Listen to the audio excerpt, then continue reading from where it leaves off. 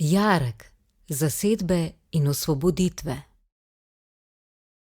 Že Vit Kisl, ko stoji leta 1528 na travniku blizu Studenca in mu pred očmi migeta podoba bodočega gradu Kaltenbrunn, ve: vsaka oblast se mora slej ko prej braniti, zato okoli gradu izkoplje jarek. Grad je prostorska dominanta, izkaz moči tistega, ki v njem domuje. Vsebino mu odreja vsakokratna oblast glede na svoje potrebe in strateške cilje. Menjajo se manjši in večji lastniki, mimo koračijo vojske. Vsakdo lahko sprevidi, da sta tako lokacija gradu kot njegova snovna mogočnost dragoceni orodji za obvladovanje okoliškega prostora, hkrati pa tudi eden izmed ključev do njegove osvoboditve. V 19. stoletju francoska vojska v gradu uredi bolnišnico. Leta 1939 preide ozemlje ob zgradbi v najem države, ki tukaj uredi novo vojaško vadišče.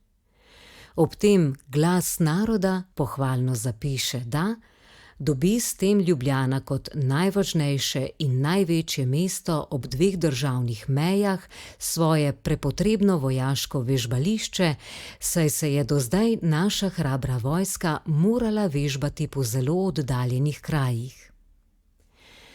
Med drugo svetovno vojno italijanska okupatorska vojska v gradu uredi vojaško bazo in ga po 3 letih zapusti popolnoma opustošenega.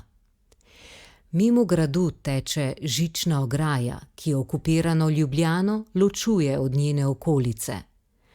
Zeleni obroč okoli mesta, ki še danes opominja nanjo, je predmet obravnave številnih prostorskih načrtovalcev in sooblikuje identiteto fužinskega gradu.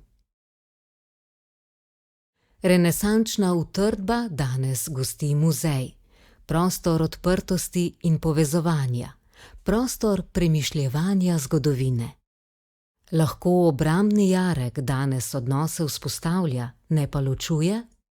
Grad s trenutno vsebino podeljuje moč vednosti in ustvarjanju novih znanj. Svojo spoštljivo, a subverzivno pozicijo izziva kanon in dopušča priglaševanje spregledanih, vzporednih zgodovin.